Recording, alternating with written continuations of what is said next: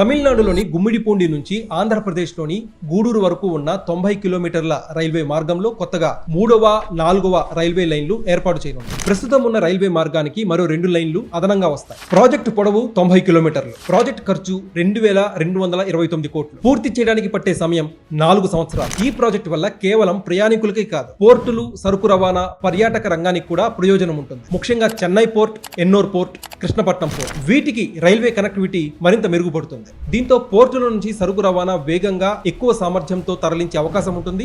Railway traffic కూడా తగ్గుతుంది. ఈ రైల్వే లైన్ల వల్ల ఈ ప్రాంతంలోని టూరిస్ట్ డెస్టినేషన్స్ కూడా కనెక్టివిటీ మెరుగుపడుతుంది. ముఖ్యంగా పులికాట్ సరస్సు, నేలపట్టు పక్షుల అభయారణ్యం ఇలాంటి ప్రాంతాలకి వెళ్లే ప్రయాణికులకి మెరుగైన రవాణా సౌకర్యం అందుబాటులోకి వస్తుంది. మార్గంలో రైల్వే బ్రిడ్జిలు, ఇతర రైల్వే మౌలిక సదుపాయాలు కూడా నిర్మిస్తున్నారు. ఇందులో ముఖ్యమైనవి స్వర్ణముఖి నదిపై సుమారు 360 మీటర్ల పొడవైన bridge, 21 major bridges, 127 minor bridges, 34 road under bridges నిర్మిస్తారు. ఎన్డీఏ ప్రభుత్వం చొరవతో ఈ ప్రాజెక్ట్ కి కేబినెట్ ఆమోదం లభించింది. దీంతో ఏపీలో రైల్వే కనెక్టివిటీ మరింత మెరుగుపడుతుంది. ఇది కేంద్ర ప్రభుత్వం ఆమోదించిన 9450 కోట్ల విలువైన 4 మల్టీ ట్రాకింగ్ రైల్వే ప్రాజెక్ట్స్ లో ఒకటి. గుమ్మిడిపూండి, గూడూరుతో పాటు ఖరగ్పూర్, భద్రక్, హరిదాస్పూర్, కటక్, పారాదీప్ మధ్య కూడా రైల్వే లైన్లు ఏర్పాటు చేయబోతున్నారు. ఈ 4 ప్రాజెక్టులు పశ్చిమ బెంగాల్, ఆంధ్రప్రదేశ్, తమిళనాడు, ఒడిశా రాష్ట్రాల్లోని మొత్తం 8 జిల్లాల్ని కలుపుతుంది. ఓవరాల్ గా సెంట్రల్ కేబినెట్ తీసుకున్న ఈ డెవలప్మెంట్ ఫేజ్ పై మీ అభిప్రాయం ఏంటి? కామెంట్ సెక్షన్ లో పంచుకోండి. Thanks for watching this video. Please like, share and subscribe.